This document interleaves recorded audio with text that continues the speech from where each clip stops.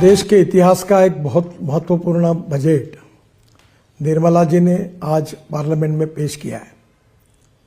ये जो बजट की विशेषता ये है कि हमारी इकोनॉमी को एक्सेलरेट करने वाला ये बजट है।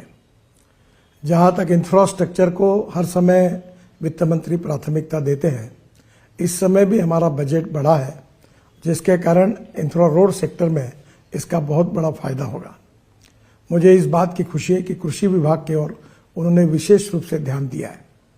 तिलहन हो, विशेष रूप से तेल बिया हो, इसके उत्पादन कैसे बढ़े और किसान आत्मनिर्भर कैसे बने, इसका भी विचार किया गया है। विशेष रूप से इनकम टैक्स के बारे में एक रिफॉर्म करके नया कानून लाकर इसको और सरलीकरण उसका करना, ये जनता के लिए बहुत बड़ी राहत होगी। और 12 लाख रुपए की उत्पादन के लिए इनकम टैक्स में जो राहत दी गई है, वो भी बहुत महत्वपूर्ण है।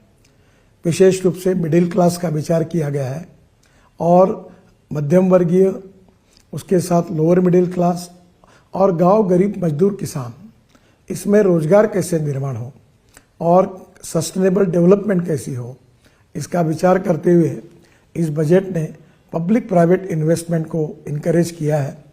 मुझे लगता है ये बहुत बड़ा सेक्टर है, जिसके कारण नए रोजगार निर्माण होंगे, ग्रोथ बढ़ेगी और निश्चित रूप से देश के विकास में उसका योगदान होगा। जहाँ तक ट्रांसपोर्ट सेक्टर है, हम 22 लाख करोड़ के फॉसिल फ्यूल इंपोर्ट करते हैं। इकोनॉमिक पॉइंट ऑफ व्यू भी हमारे लिए वो एक बहुत बड़ी समस्या है, पर उसके साथ साथ अल्टरनेटिव फ्यूल और बायोफ्यूल को प्रोत्साहन मिलता है। इसलिए विशेष रूप से लिथियम आयन बैटरी अब सस्ती होगी। Scooter, electric car, electric bus, अब इलेक्ट्रिक ट्रक, इनकी कीमतें कम होगी। जो $150 पर किलोवाट पर आवर थी, वो $105 पर किलोवाट पर आवर आई है, वो $100 के नीचे जाएगी और इलेक्ट्रिक के वाहन और लोकप्रिय बनेंगे, प्रदूषण से मुक्ति मिलेगी और देश में नए रोजगार निर्माण होंगे। इसके लिए भी उन्होंने विशेष रूप से जो टैक्स में रियासत दी है, वो निश्चित रूप से बहुत उपयोगी है।